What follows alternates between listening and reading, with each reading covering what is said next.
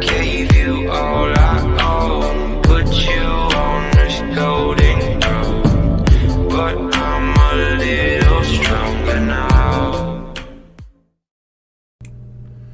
Welcome to the C.S. Joseph podcast. I'm your host, C.S. Joseph, and this is for Season 7, Part 2, Episode 18. We started off last week with Episode 17, and this week we are moving right along with Episode 18, where we are covering the 8 deadly sins and the 8 living virtues, Most people just get so confused over 7 deadly sins, but you gotta, just realize it's a conspiracy theory by the Catholic Church in order to, remove vainglory from the list of the deadly sins, so that the Catholic Church could not possibly be implicated in any wrongdoing of any kind, right?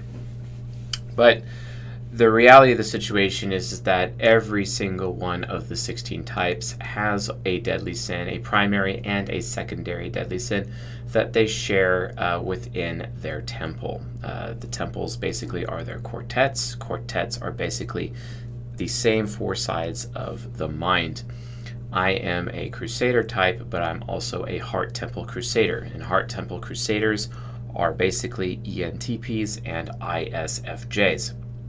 We both share the same deadly sin of envy, for example, and our secondary deadly sin is vainglory. And then we also have, we have like ESFP and INTJ inside of our temple, the Heart Temple, because those are the 4 sides in my head. My ego is ENTP, my subconscious is ISFJ. And then we also have my shadow, which is INTJ, and my superego, which is ESFP.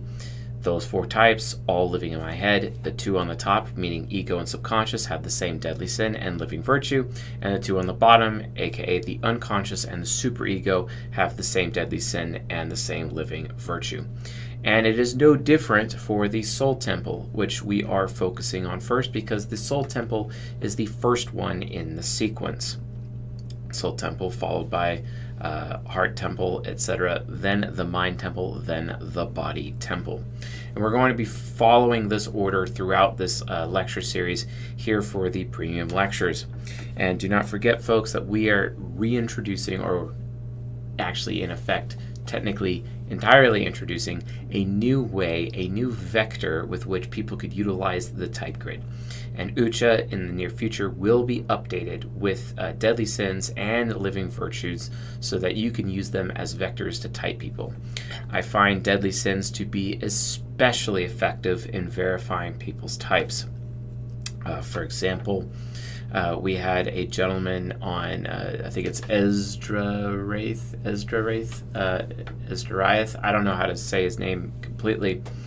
But he was on the Discord server, and we were able to use the deadly sin of gluttony to basically identify the fact that he was a Body Temple Crusader. And as a Body Temple Crusader, it was ESFJ or INTP. We also knew he was already a starter type, so boom, we instantly knew he was an ESFJ.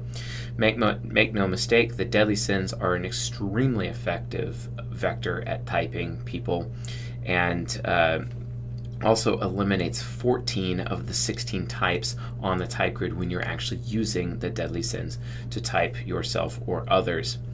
Big freaking deal. And deadly sins are technically a little bit easier than living virtues, given how negative human beings naturally are.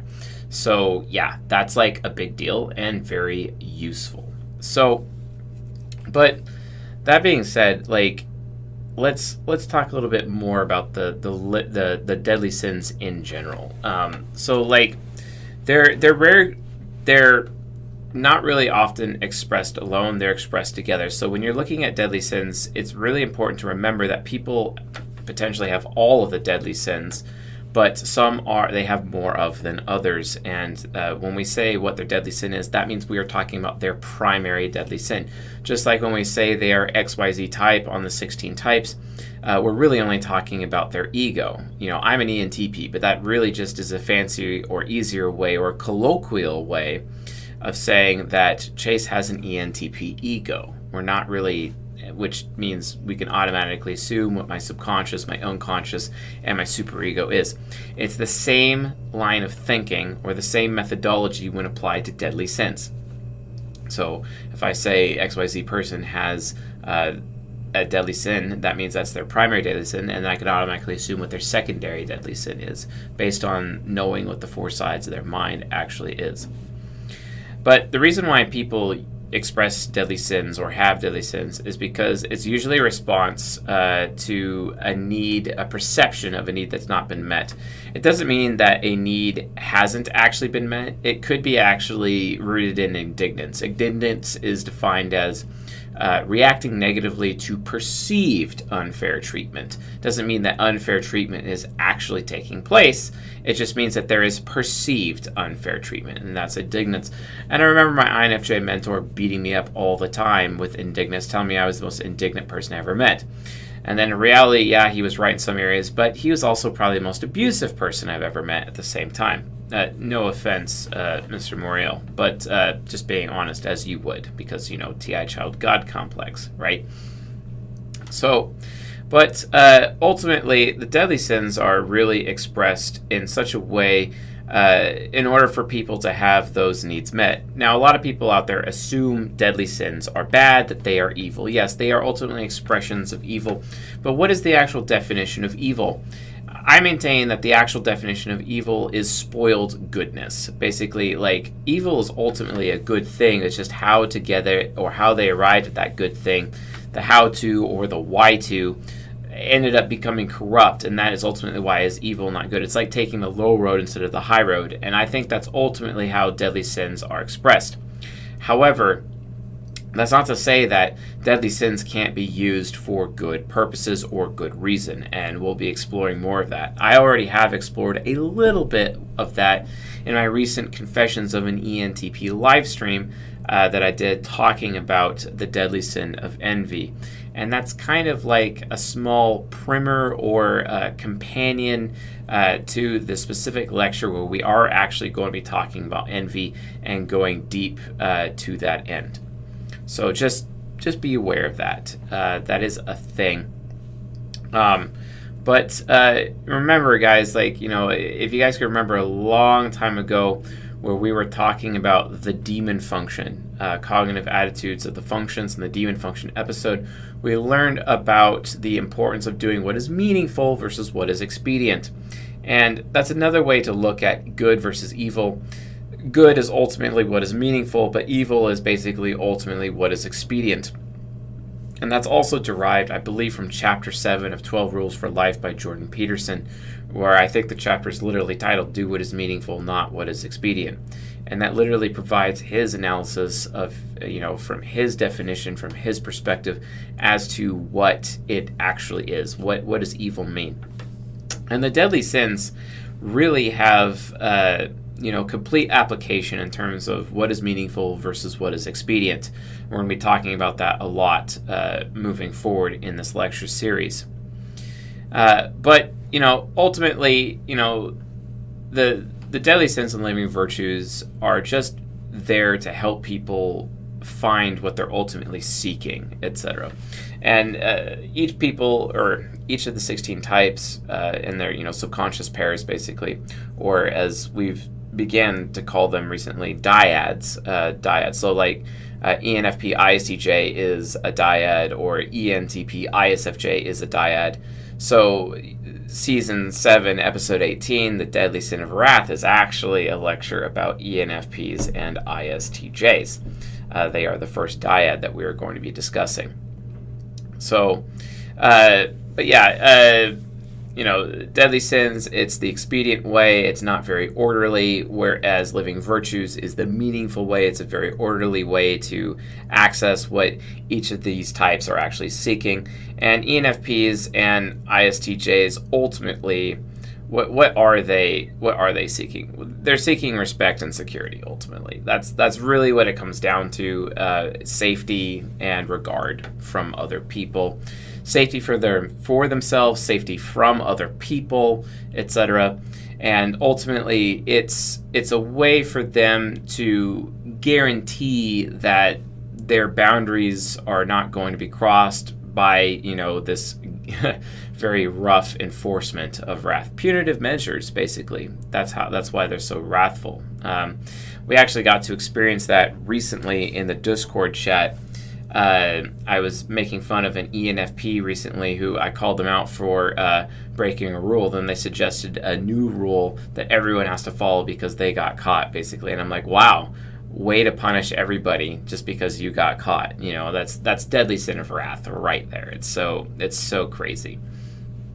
So, but yeah, I mean, I really want to reiterate that, like, we're not making a claim of morality when it comes to deadly sins or living virtues. Most people assume that's what I'm doing. The thing is that I maintain my own deadly sin of envy to be a very, very good thing, and I explain why that is in my Confessions of an ENTP episode recently. So that's what I've done, and that's where I am with that. So yes, deadly sins can be a very good thing, and wrath can be very, very useful. And I've also found wrath to be especially useful when the Istj or the Enfp in question, and in some cases as a secondary deadly sin for ESTPs and INFJs, to actually, because eventually, everyone struggles with loneliness. Everyone gets alone at some point in time in their life.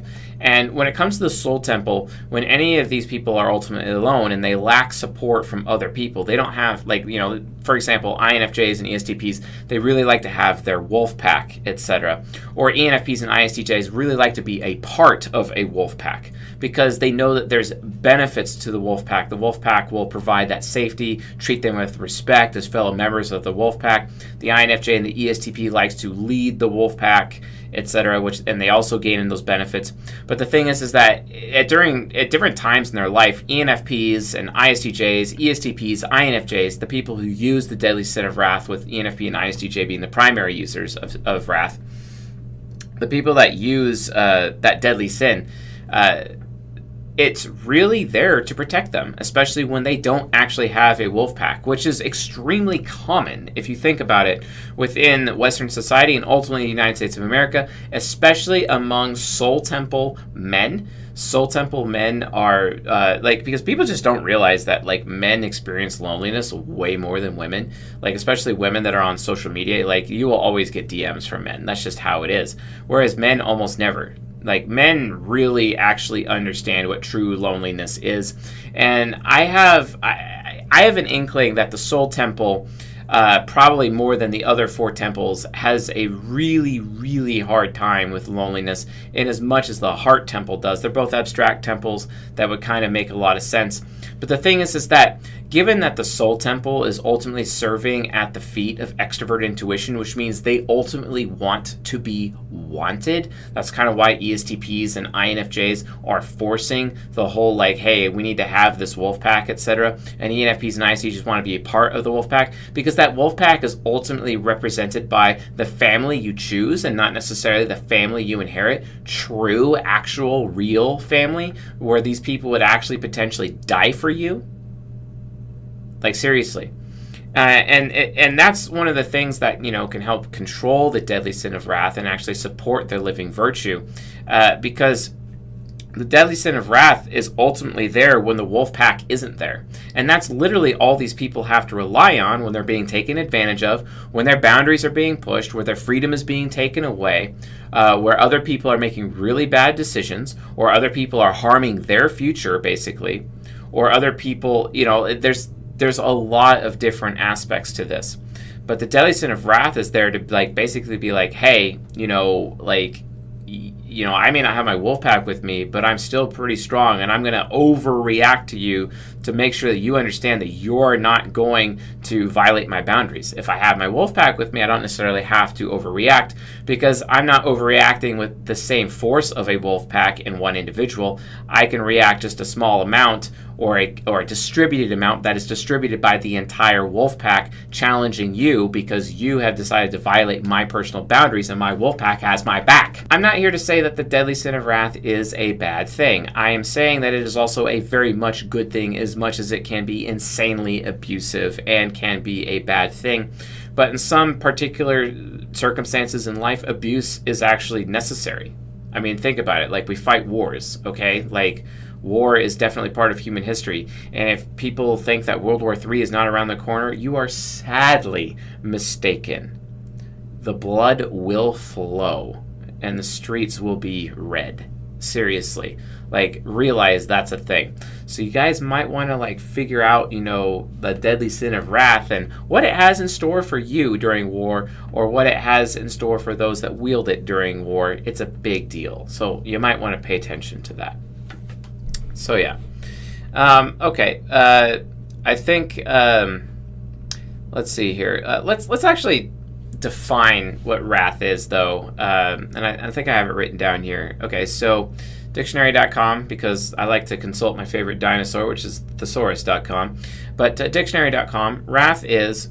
The first point is strong, stern, or fierce anger, deeply resentful, indignation. Oh, look, that word indignation showed up. I didn't even know it was going to show up in the definition, but that's pretty awesome.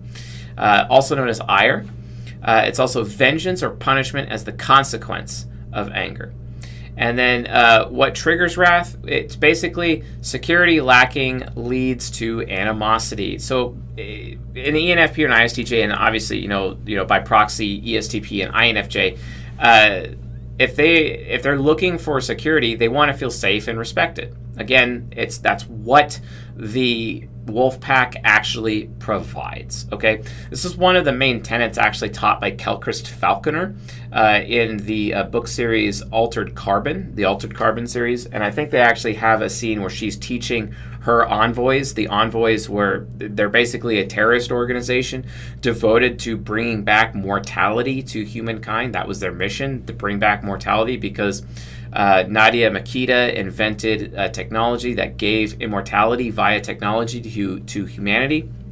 Nadia Makita regretted doing that because it turned humanity into something sick and gross and corrupt and disgusting.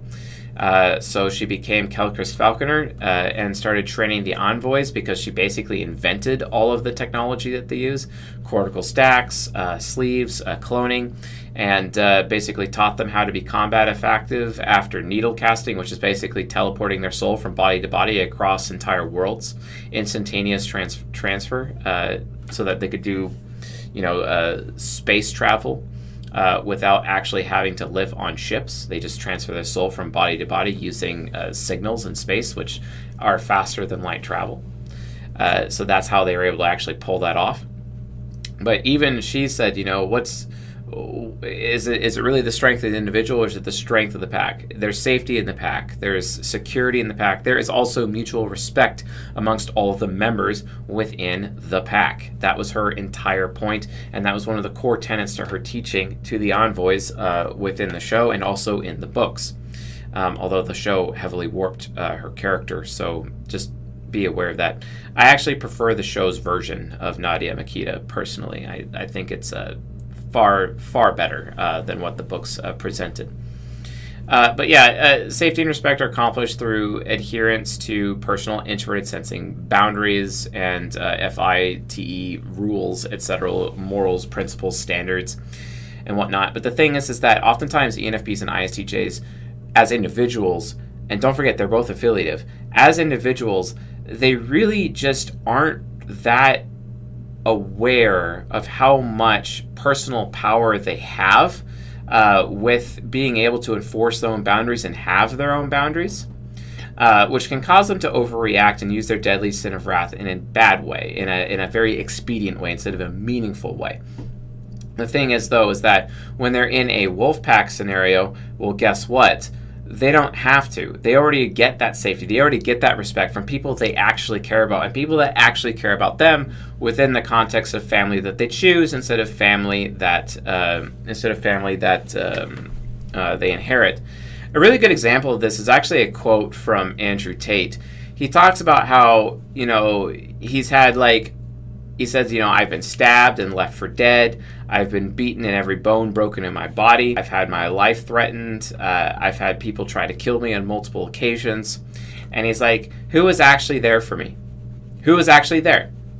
He's like, you think my family was there for me? No, they weren't. You think my girl was there for me? No, she wasn't. He's like, the only people that were actually there for me were my bros, my wolf pack.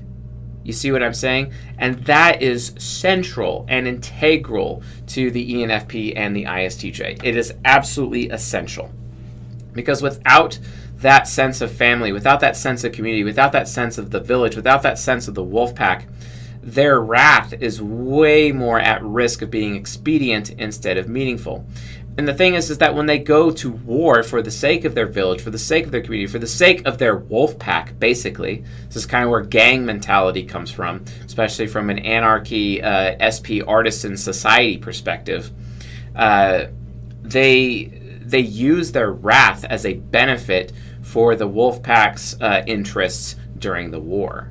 Okay? That's literally what they do. That's the entire point.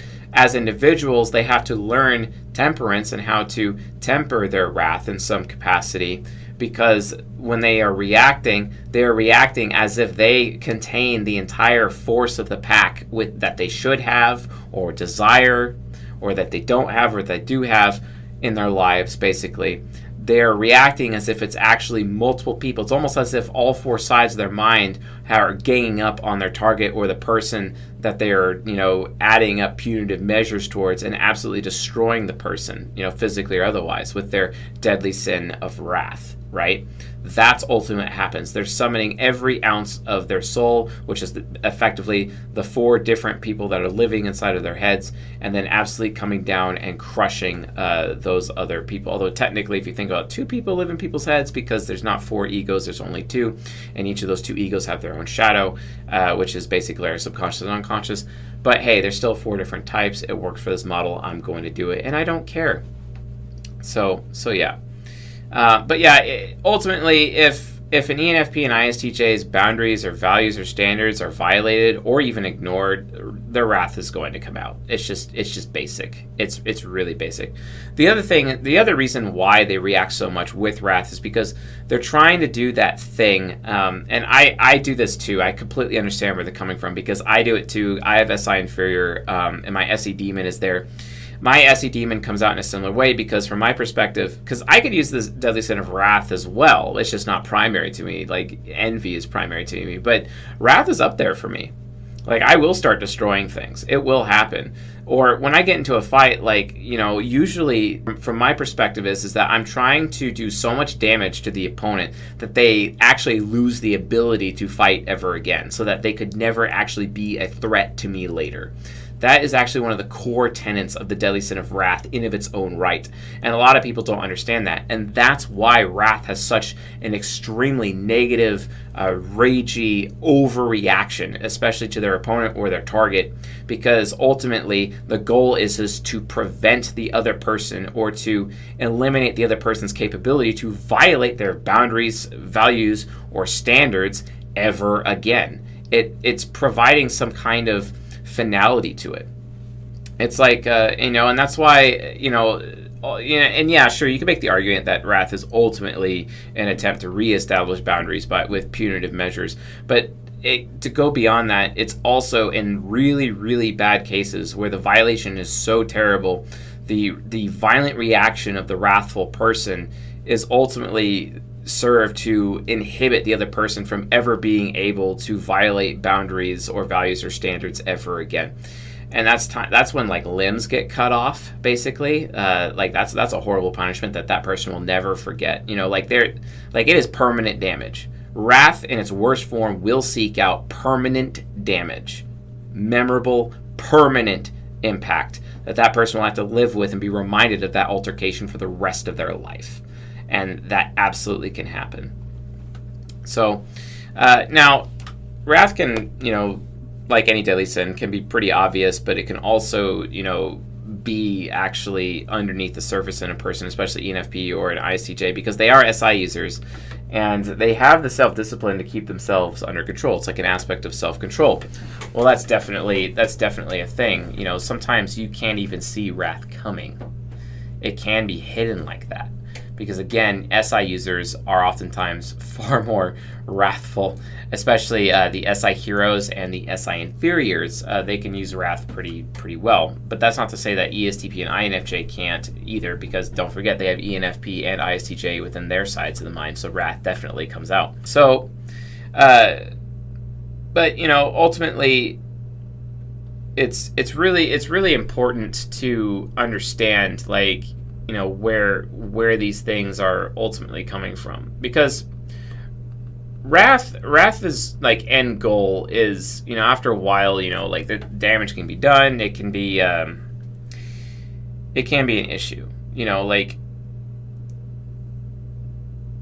the living virtue, you know, absolution, right? Absolution. You look at the soul temple and it's like, okay, you know, what does the soul temple actually want at the end of the day? They really do want absolution. They want to be absolved of their crimes, or absolved of any kind of blame, or even potential blame. Actual blame, or blame that they actually deserve, or even potential blame. All the time you'll notice ENFPs and ISTJs especially constantly trying to prevent potential blame with their actions. And they actually believe that they're being good people by trying to avoid potential blame. And then you look at the ESTP and the INFJ, and it's like, okay, yeah, I'm going to go out of my way and, like, actually I'm going to fail, but then I'm going to avoid the actual blame that comes with my actual concrete failure. And that's like, whoa, that's also weird. And the thing is, if you prevent them, any of these 4 types, for doing any of those things, guess what? Wrath is going to come. And they're gonna like, so it's so funny, because whenever so like for example, bills, and they're taking responsibility for it, lash out at me with wrath, just by default. But I'm like, yeah, but you're also responsible for it too.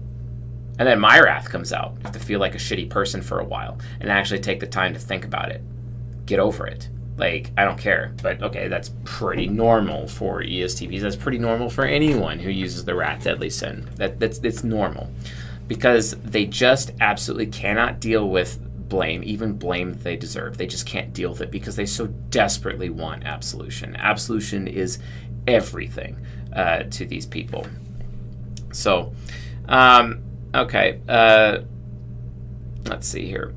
So before I actually get into absolution a little bit more, I just want to, you know, these lectures are a little bit more complex, so I actually like have notes for this because how complex they are. So I just want to make sure I'm getting all of my points in properly. So so there are binary expressions of wrath. So if we're going to use the same model that we would use from Robert Moore and Douglas Gillette's book King, Warrior, Magician, Lover, basically, you know, you look at the king archetype, and then you have the tyrant or the weakling in the negative poles with the king at the top. So it's like a pyramid. You have the king at the top, the tyrant, the weakling, etc. But at the very bottom, the first pole is discrimination. You know, with in terms of you know, with how wrath being expressed. So if wrath is at the top, then you have, you know, discrimination. And discrimination is defined as treatment or consideration of, or making a distinction in favor of or against a person or thing based on the group, class, or category to which that person or thing belongs, rather than on individual merit. Okay, this is the gang mentality. This is also racism. My ISTJ brother-in-law is the most racist person I have ever met in my life. And this is literally just his deadly sin of wrath being expressed. It's that gang mentality, and ENFPs also have that gang mentality. You know, like, it's certainly important because they don't really care about the person's individual merit. They just want to know what group, class, or what gang they're part of. What's your wolf pack, bro? Because your wolf pack is only your real value. You see what I'm saying? That's literally where discrimination comes from. And he absolutely is the most racist person I've ever met. There's another ISTJ, and he's ESTP focused. I know another ISTJ who is ENFP focused. He's one of my oldest friends. He also has discrimination come out of his mouth from time to time, and he doesn't even realize he's doing it because he's trying to be so ENFP affiliated with his ENFP focus, but it still comes out. It really, really does. And then discrimination is usually a warped expression of character, dealing out wrath because of who someone is being too favorable or too prejudiced. Why else do you think the book of James, written by Mr. Soul Temple Estp James, the brother of Jesus himself, literally said in chapter 2, don't show favoritism? And he makes a huge big deal out of showing favoritism because he was like, hey, this is kind of like wrath. And then chapter 4, which starts out as what causes fights and quarrels among you? Do they not come from your desires that do battle within you? You kill and you covet, but you cannot have what you want because you do not ask God. Anyway, the point is, he's talking about the deadly sin of wrath. This is an ESTP right there. So the second pole of wrath is impartiality. Impartiality means the quality of not being biased or prejudiced. It's also known as fairness. Impartiality is the complete disregard of who someone is. All that matters is the action and circumstance. Okay, so, you know, like when you watch wrathful people and they have road rage, for example, and someone cuts them off, they hate that person so much that they're even willing to do dangerous things to that person, and they actually forget that that person is a human being. Okay, that's literally what this means. That is impartiality. You could actually say that discrimination, the first pole, is also synonymous with the word partiality. That they're being partial to a particular group of people or a category or a class of people. Again, they're still ignoring individual merit, okay? These things are how wrath is ultimately expressed. Well, I don't want to say expression as much as they're kind of like sources of things that ultimately lead to wrath's expression, I guess. The sources of expression is definitely how I would say it. So just keep that in mind. But remember, it all comes back to that wolf pack mentality. It all comes back to doing, and eventually the worst form of wrath, dealing damage. It'll start off as punishment, whether it's fair or not. It doesn't matter. Wrath doesn't care about what's fair. Wrath cares about me and me only, and my position and how I feel and my boundaries and my standards and my morals. And my standards and morals are more important than any other human out there. And I'm going to react so negatively that I'm going to punish you. And if you do it bad enough to me, if you violated me that badly, and if I'm that indignant, or if it really is a true violation, well, guess what? Because indignance means it could possibly not be a true violation. But guess what? I'm going to react so badly and be so wrathful towards you that you will actually lose the ability to violate my boundaries or anyone else's boundaries again for the rest of your life. Imagine that permanent damage. You know, that's what wrath does. But let's talk about the living virtue. The living virtue is absolution. So let's actually define that. Also from dictionary.com. Quote, the act of absolving or freeing from blame or guilt, release from consequences, obligations, or penalties. Oh my God. It's like I don't want to be obligated, and you can't be obligated either, because when you're obligated, then I end up being obligated too. And, you know, and it's just constant over and over and over. Yeah. Welcome to ESTPs. That's just kind of how they roll. Thank God I got TI Parent. TI Parent's got a big sword, and that icy sword is definitely able to contend with her fiery sword. And the icy sword, well, guess what? It's literally Tetsaiga, and it will always beat Tenseiga. I don't care. So I'm happy with Tetsaiga, yeah, and I'm very happy that I am not Shishomaru. I'd much rather be Inuyasha, that's for sure. Even though everyone's like, oh, it's Shishomaru, she's such a badass. I mean, yeah, sure, super mega alpha badass with a worthless sword, you know. And then you got Inuyasha, the beta who has the big demon slaying sword. I'd still rather have the sword, the demon slaying sword, trust me. So absolution is just the release of guilt. It doesn't necessarily mean they're going to be a better person. It doesn't. It just means that they're released. There's actually a story from the Bible that talks about this, and I actually have it right here. This is Matthew chapter 18, verses 21 through 35, and I am going to read it because it is necessary, because this is a perfect example. So then Peter came to Jesus and asked, Lord, how many times shall I forgive my brother or sister who sins against me? Up to 7 times. And then Jesus answered, I tell you, not 7 times, but 77 times. course, Jesus is in the Soul Temple. A little biased. He's not Infj. Got to have that absolution, right? Jesus answers, I tell you, not 7 times, but 77 times. And then he says, therefore, the kingdom of heaven is like a king who wanted to settle accounts with his servants. As he began the settlement, a man who owed him 10,000 bags of gold has brought to him. Since he was not able to pay, the master ordered that he and his wife and his children and all that he had be sold to repay the debt. So his family is literally going to get sold into slavery to repay the debt. At this, the servant fell on his knees before the man. Be patient with me, he begged, and I will pay back everything. The servant's master took pity on him. He canceled the entire debt and let the guy go. Wow, that's absolution. And literally all that was just a release from guilt or release from responsibility. It's not forgiveness. It's this, and that's not necessarily to say you were never guilty to begin with. It was almost as if you're being treated like you were never guilty to begin with. I'm sure a few people in my inner circle disagree with me saying that, but I have to put my foot down on this. Sorry, guys. I'm sorry. But yes, absolution is not the forgiveness. It's just like, okay, yeah, you screwed up, but I'll live with it. It's basically other people choosing to live with it anyway, which you could argue is kind of a form of forgiveness, but not necessarily. Forgiveness is something different, right? Now, to go on, the servant has his deadly sin of wrath. Oh, dang. But when the servant went out, he found one of his fellow servants who owed him 100 silver coins. He grabbed him and began to choke him. Pay back what you owe me, he demanded. His fellow servant fell to his knees and begged him, be patient with me and I'll pay it back. But the servant who choked him refused. Instead, he went off and had the man thrown into prison until he could pay the debt. When the other servants saw what had happened, they were outraged and went and told their master everything that had happened. Then the master called the servant in. You wicked servant, I canceled all the debt of yours because you begged me to. Shouldn't you have had mercy on your fellow servant, just as I had on you?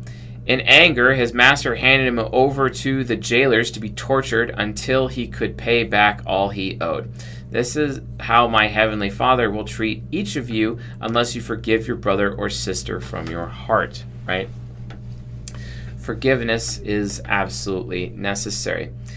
All these people want is absolution, but really what they need is forgiveness. Again, the meaningful versus the expedient. Absolution, you could argue, while it is the living virtue, forgiveness is an even higher level for that. Majorly important. Okay, but yeah, wrongdoing may still be present. Enfp, Istj may still choose to absolve someone because they can justify the action in context. If wrath is an emphasis on action, this is what someone did, they'll be punished, etc., then absolution is an emphasis on character, on the potential for who that person could be despite what they did. And that's ultimately what the servant's master saw in the servant before he went and beat up his fellow servant. Because he's like, you know what, this guy really, I'm sure that if I forgive him, or I'm sure if I absolve him of this debt, he might actually be a very good person and absolve other people of their debts to him. And then only to find out later that that's not what happened, and then the master came and got that servant and had him tortured in prison. So yeah, that's really, really bad. Like, that's a thing, okay? So yeah, that is that servant's wrath getting completely in the way. Yeah, that really sucks. So, absolution ultimately aligns with character, but it still has its limitations. Living virtues still have their limitations as much, and they're not as good as they could be, in as much as, deadly sins are not as bad as people think they are. So yeah, just keep that in mind. But let's look at the sources of expression of absolution. Like, where does absolution actually comes from? So it just like how we have, discrimination, aka partiality, versus impartiality as the two sources of the expression of wrath, we also have basically the same in terms of absolution. So partiality, discrimination, okay? think about it. It's just flipped on its head. It's a little bit different. So I'll actually just redirect from the notes here because it'll probably, and then I'll add a little bit. So basically the first poll, discrimination. So absolution expressed through shows a favoritism based on character. I will absolve you because of who you are. Discriminatory absolution usually values a prior relationship with that person. If you're going to absolve someone like a family member or even a wolf pack member, etc., or a bro or a sister, it doesn't matter. Like if you're going to absolve someone, you are actually showing them special treatment, because remember, an eye for an eye will lead the whole world blind, basically. And that was a point that my ESTP mentor shoved down my throat over and over and over and over, because he was in effect trying to demand absolution for his actions towards me, for his wrathful actions towards me, basically. He really was. And he's like, hey, you know, if you're, and he knew that I cared about fairness. I'm an ENTP. I'm all about fairness. Crusader types are all about fairness and justice. And he's like, hey, if you really, really want life to be fair, then the whole world's going to be blind, because an eye for an eye, the whole world will be blind. Where's the absolution? Where's the character? It really actually is special treatment, because if life really was fair, there'd be no such thing as love. And love and absolution is actually a direct expression of love. Love in of its own right is still technically discrimination, because you can't just love everybody. And if you actually did love everybody, there wouldn't be any love in the world, if you think about it. We're not going to be communists with our love, okay? It's one of the situations, it's like as much as the idealists, the NFs of, and even the Istj of the Soul Temple may claim that communism is actually a good thing, their own behavior and their own character absolutely is anti-communist because of absolution and their need for absolution, and they're seeking absolution, trying to get that security, trying to get that respect that absolution actually provides them. And they just can't do it. They can't do it. As much as they would like to claim that communism or socialism is a good thing, they can't ultimately agree, because at the end of the day, they're going to be partial to somebody, and when you love somebody, you're being partial to them. You are technically discriminating, and a lot of people don't understand that. It is special treatment, okay? It is technically discrimination. So, should you not absolve people of certain things who are close to you, or honest mistakes from a stranger? Love covers a multitude of sins, right? That's ultimately the lesson that Jesus was trying to talk about in Matthew chapter 18. That's where it is. But, you know, guess what? Absolution can still be used as a tool for evil. It's not as good as people think it is. You know, just as wrath can be used for good, like fighting a war for your wolf pack, etc., absolution can be evil by enabling cruelty through repeated release from guilt. Some people can only take advantage of absolution. Giving them a second chance will not help. You know, in the book of Proverbs, it is written, you know, better to be on the corner of one's own roof than to be under your roof or in your home with a quarrelsome and disrespectful woman. Okay, and don't forget, like King Solomon, who wrote that, his first love was an ESTP princess from Egypt. Basically, that was his first woman, his soulmate myth, his one-itis, as the red pill people like to say. So that can be a thing, but like ultimately, like absolution can be evil too, because the thing is that if you absolve somebody too much, if you give them too much special treatment, too many second chances, they'll just take advantage of other people. They'll walk all over people. They'll doormat other people. The cycle of abuse would continue. And an actual, like, real example of too much absolution is codependency or enabling your abusers, okay? Which, guess what? I'm SI inferior. I'm really good at that. ENFPs are pretty good at that, but I'm better at it than they are because I have this Stockholm Syndrome problem, okay? It's a major, major issue. Just go watch How to Social Engineer ENTPs in Season 21. I talk about my Stockholm Syndrome towards my abusers who sexually abused me when I was a child, okay? I tell that story. It's really screwed up, okay? But that's what happened. You know, you have to realize that if you're providing absolution to people that need it, these second chances, eventually they may take advantage. And let me tell you, ENFPs, ISTJs, ESTPs, and INFJs in my life consistently have abused the second, third, fourth, fifth, sixth chances that I give. But, you know, technically, you know, being an NTP, I often do give way too many chances. And sometimes it's like, it gets up to like the 8th chance where I realize, okay, yeah, I need to get away from this person. You see what I'm saying? And oftentimes it takes an NTP their entire life to realize that after the second or third chance, that's it. because we have expert intuition. We need to see a pattern of behavior before we can react. So sometimes it gets to the third or fourth chance before we can even be okay with reacting. Whereas we have to learn over time that we need to react on the third chance or the second chance, basically, like that soon, instead of like waiting it for this to be the so-called pattern, because it's good enough for it to not be a pattern. We have our own boundaries that we can put up ourselves and that we can enforce ourselves. And the thing is that if we're enforcing those boundaries, that means like it's literally a second chance. And then if they break that second chance, they're out of your life. And that's how I have had to live my life. That's a lesson that I've learned as a result of my own midlife crisis, and where my mind is demanding that I develop my ISFJ subconscious. And that part of that development is understanding that when I establish boundaries, I do not allow people so many chances and wait around for it to become a pattern of behavior. If they break it, I may give them a second chance. And if they break the second chance, they're not in my life anymore. Completely 100% rejected, and they can't come back. Okay, that's a lesson that I've had to learn. So that's how absolution can be used as a tool for evil. Be aware of that.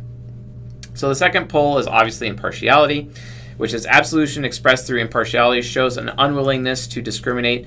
Impartiality values objectivity. It's where you're like being really objective, kind of like, in a courtroom system about, trying to see if this person should be absolved of their crime or absolved of their guilt, etc.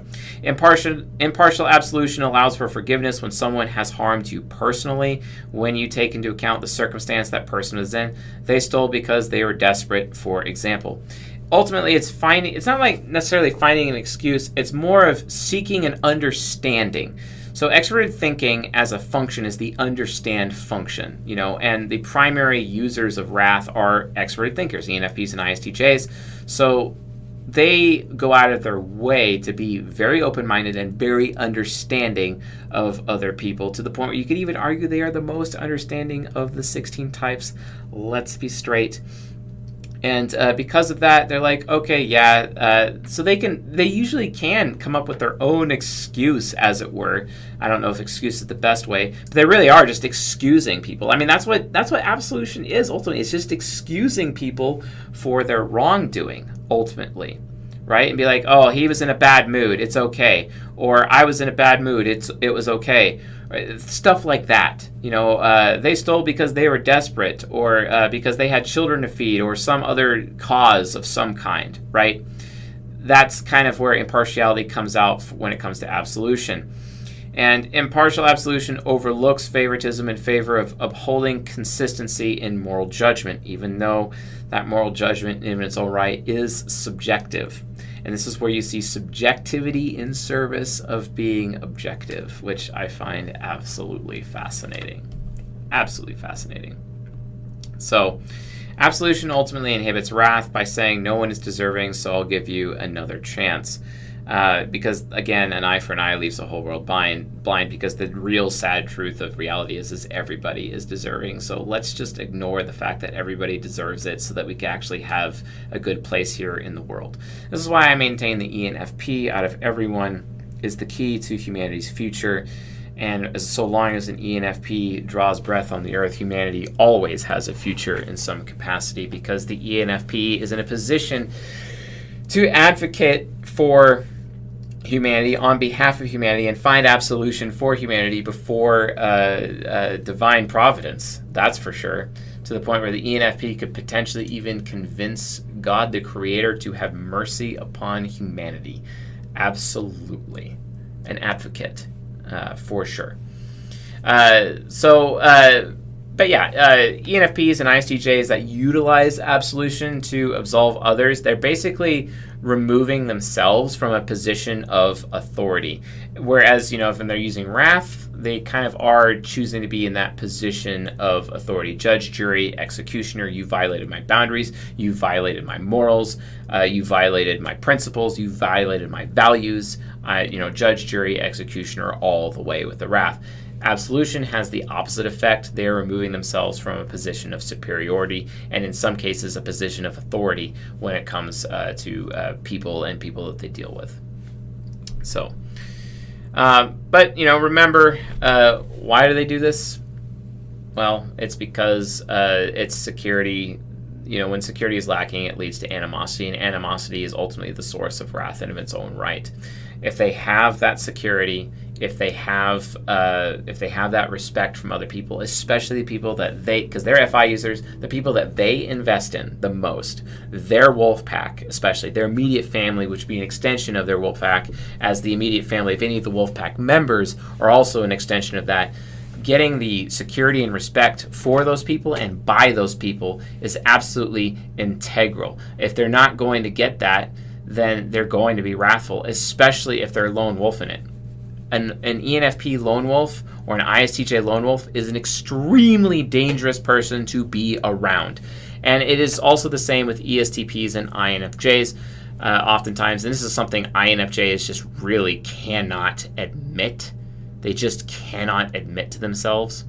And oftentimes they're like doing that INJ thing of being alone, but they are the most extroverted of the introverts. They have to be around people in order to get their wrath under control. They just have to, because because ultimately, their primary deadly sin is lust, which also, the good part of lust is that can lead to amazing connectiveness and connection with other human beings, and that's just ultimately what they have to do. They can't be sitting around on their own.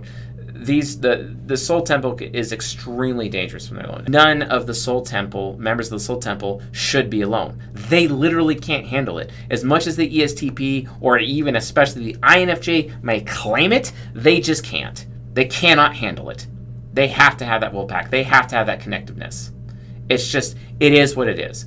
It's just not going, it is required, okay? So just be aware of that. So anyway, so let's see here. I just want to make sure I'm being on top of this. All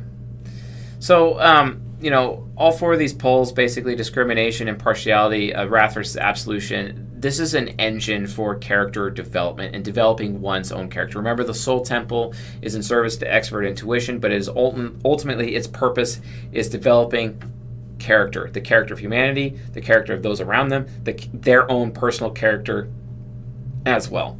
And this is an engine with which people's character are actually developed within the Soul Temple. And the Soul Temple represents an example of character development and how to develop character in others and within and without, to other people, to other temples, basically throughout humanity. That is the entire point. But how do they do this? Well, there's something that actually unites all of these different poles together, and that is what we call the vehicle of justification. And each of the temples has a particular vehicle that helps interact with each of these individual poles. And the vehicle for wrath versus absolution is absolutely justification. Have you ever really noticed that Soul Temple people just kind of need a justification for literally everything? They do. They need justification. Justification ends up becoming insanely important. Even to, like for example, my ENFP mentor, who was before my ENTJ mentor, who I impersonated, before my ESTP mentor, who I started learning psychology from, and then my INFJ mentor, his son, who I also learned psychology and finished my psychology tutelage under those men.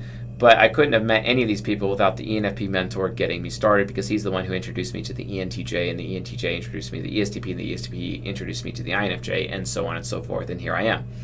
But without this chain of custody of people in my life, I wouldn't even be here talking to you about this stuff. So again, let's look at the definition of justification.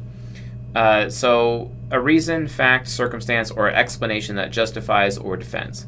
The state of being justified, or the act of God whereby humankind is made or accounted just or free from guilt or penalty of sin. So kind of like expand on that. Whatever the ENFP, ISTJ do, they want to feel justified in doing it.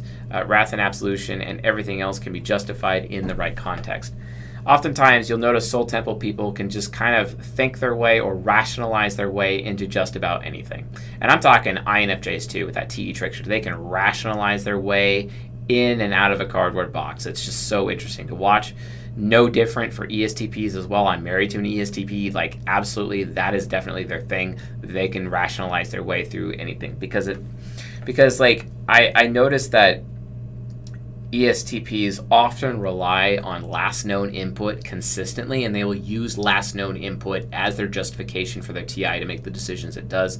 They don't really rely on preferred input as much. It can happen, but not as often as last known input. And I think it's probably because just the TI parent can just get really, really lazy. It's usually about, and oftentimes what they think is just gets really outdated, and it can be a problem, but they often use that outdated information as justification. Absolutely. And that's really, really frustrating when they do. It's like, okay, are you actually going to grow? Are you going to learn there? So that can be a problem. So looking at justification and how they interact with each of the different poles here. So starting with absolution. Absolution is ultimately a justified pardon, basically. Justified pardon. So the complete wiping away of the responsibility of a deed. Absolution dissolves the burden, especially the legal burden of an action, right? And that's, ultimately what we saw with the master versus his servant in this parable within the Bible. And then wrath is justified punishment. Now remember, when we're saying justified pardon or justified punishment, what we're really talking about here is perceived justification, not actual justification, because that is why there's indignance. This is why Soul Temple people complain about indignance more than anyone, because indignance is reacting negatively to something, reacting negatively to perceived unfair treatment, okay, or negative treatment of some kind. It's perceived. So absolution is a perceived justified pardon, right? Wrath is a perceived justified punishment. And the justified punishment being paying the price for a crime follows this path. Someone can be freed from a bad deed by paying a price. It's all about, like in Game of Thrones, the paying the iron price. That is an aspect of wrath. And the men and women of the Iron Islands are the most hardcore people in the entire Game of Thrones universe. And it's all about life and death. It's all about wrath and absolution with those people. And they're always trying to find justification constantly. It is a wrath absolution culture. It's all about wrath. Their entire culture is centered around it. And in fact, their crest is a kraken, for that matter. It's all about wrath. You can kind of argue that the Klingon Empire in Star Trek is also kind of similar to that as well. They always talk about honor as like a justification for absolution. You see, it's so fascinating how that is. Because if you think about honor in its own right actually is the glue, oftentimes the glue between people within various groups. Like the wolf pack that the Infj, the ESTP needs to have, or the ENFP and the Istj needs to be a part of, basically. Honor being the glue. And honor is ultimately the most righteous form of perceived justification that could lead someone down the path of absolution or even potentially justified punishment. Because if they're being dishonorable, we're going to justify their punishment. If they're being honorable, we're going to justify a pardon for their actions, basically, which is entirely fascinating if you think about it. Wow. So discrimination, talking about the discrimination piece, discrimination is a variant of either absolution or wrath because of who someone is. Okay, yeah, so like, hey man, that's the wolf pack leader, just let him off, or hey, that's the new guy, let him off, that kind of a thing. And then impartiality is also a variant of absolution of wrath solely based on what someone has done. Hey, that guy achieved a huge feat of strength, we're going to let him off this time. Or hey, that guy is the fastest runner in the world, we're going to let him off for that. Or hey, that guy is an amazing quarterback, even though he violated and broke the rules, but hey, we're going to let him off, because it's for a good cause, right? Absolution. Mm-hmm. I mean, there it is, folks. I mean, it's right in front of you. If you're not aware of this, you should probably think about it, okay? It's a thing. It's absolutely a thing. So putting all these together, what's the actual proper way to live? All right, so you have justification as the vehicle between wrath and absolution, and then you have discrimination and impartiality as the poles for both wrath and absolution, as the roots that lead up to the expression or the fruit being wrath and absolution ultimately, and the tree trunk to get there from partiality or impartiality or discrimination to impartiality. the tree trunk, basically, between that and the fruit. The tree trunk is justification, right? Well, how do you live your life? Because the thing is that we just said, there's perceived justification. Well, look, the Soul Temple needs to go out of its way to verify that there's things that aren't necessarily perceived. But at the same time, the perceptions are important. It needs to be perceived justification. Because, again, if life is fair, love could not exist. If life was fair, an eye for an eye. If life was fair, humanity would be doomed and would have no future, would never reach eternal life, potentially, would be tossed away as garbage and basically incinerated, and then that's it. No more humanity. We would go extinct as a race. The only reason we're not extinct is because the Soul Temple exists, because we need the Soul Temple present to make sure our race doesn't go extinct, because the Soul Temple will use perceived justification to convince divine powers to have mercy on us, in the same way that the Master had mercy on his servant and absolved him of all of his debt. So I'm not saying the perceived thing is a bad thing. It's a necessary thing. The thing is, though, is that at the end of the day, the Soul Temple can be ignorant, just like all the other temples, within its own temple. And those perceptions could actually have corruption behind them. This is one of the reasons why, if you look at virtue and vice, the vice of the Infj happens to be corruption. And because the Estp has an Infj subconscious, guess what? They're not immune to corruption. Oh wait, the other two types, Enfps and Istjs, they have Infjs in their heads too, and they're not immune to corruption either. It still can get corrupt. And really, what you have to do is that when it comes to justification, justification of its own right can actually corrupt. You have to keep justification incorrupt or pure. Pure is important. And we're going to be talking a little bit more about purity, also in the form of chastity, in the next episode for Season 7. That'll be episode 19 next month. Or actually, no, this week. My bad. So yeah, we're going to be talking about that this week as well. So that's on the next episode for Season 7. So episode 19 will be coming out this week. Be aware of that. It's going to be great. But we're going to be talking about that. We're going to be talking about how, hey, look, here's this thing, purity and ultimately chastity, which would ultimately come as a result, just like mercy is the ultimate result of absolution. It has to be, or forgiveness to a point. You have to understand that, the perception is important. Sometimes that subjectivity is necessary in order to save humanity or to save individuals. Oftentimes, I don't know how many times I've seen ENFPs just come up with any excuse to let somebody off. And, it is ultimately a good thing. Because guess what? Again, if life really was fair, no love would exist and everybody would burn. Everyone would be blind. An eye for an eye would be a problem. So, because of that subjectivity, we actually have a future as a race. Never forget that. The deeper indication of the 4 poles, absolution of, absolution, wrath, discrimination, impartiality, etc. Basically, to balance them and be in harmony, justification is basically found when all 4 poles are present. But remember, justification of its own right is still subjective. It is not objective, but it's a good thing that it's subjective. Trust me, it's a good thing. If there is actually any real lesson or gift from the tree of knowledge of good and evil, the subjectivity that the tree of knowledge and good and evil actually provides is that justification is subjective, and that is how mankind can ultimately be forgiven by the Creator for what it has done. So, which is necessary because in as much as a husband or a groom has to absolve or forgive his woman of his sexual past when they're being married, for example, it is no different from, the Creator God's relationship with humanity. Finding absolution and forgiving humanity of its sexual past or its sinful past, basically. It's no different, basically.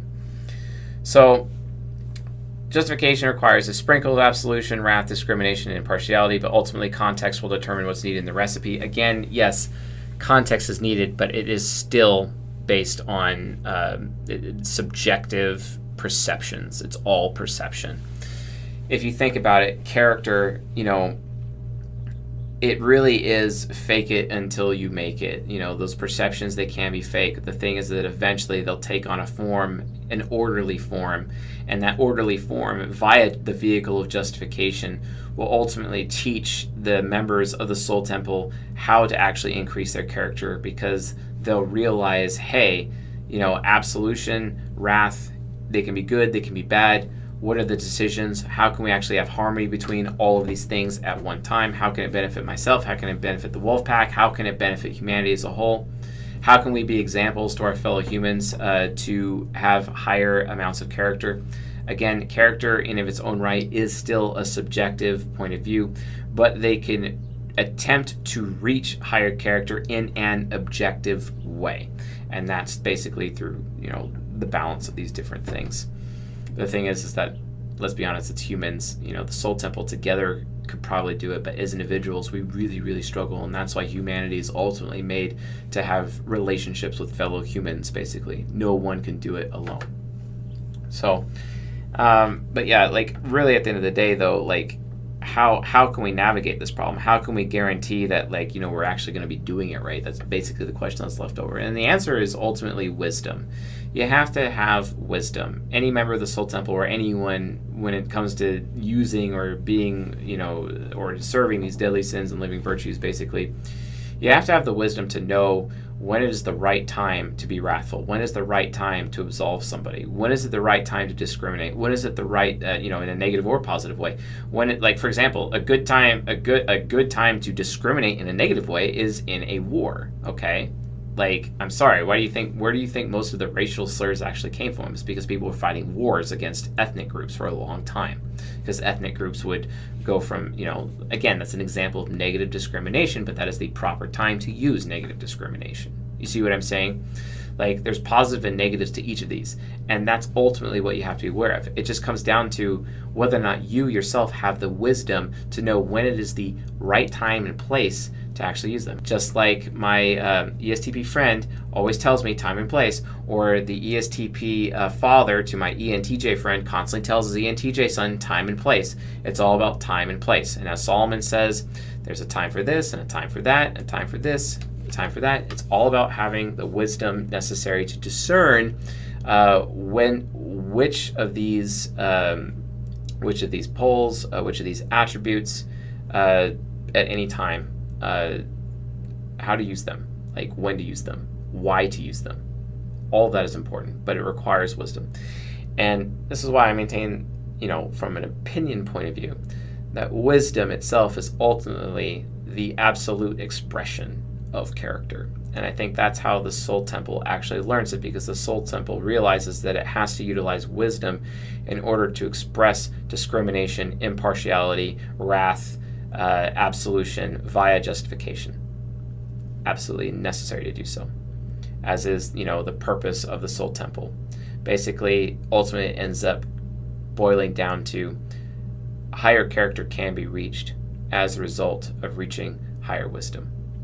So yeah, seems fair to me, seems equitable to me. Of course it is, because it's the truth. So anyway, folks, hopefully you found this lecture useful, helpful, educational, and enlightening. Please leave a comment. I'd be happy to read it. And we love comments. They're exquisite. We read all of them. We appreciate all of them. And yeah, thank you for watching. We have huge plans for Ucha. We have huge plans for the channel. Yeah, folks, thanks for watching and listening. I'll see you guys tonight.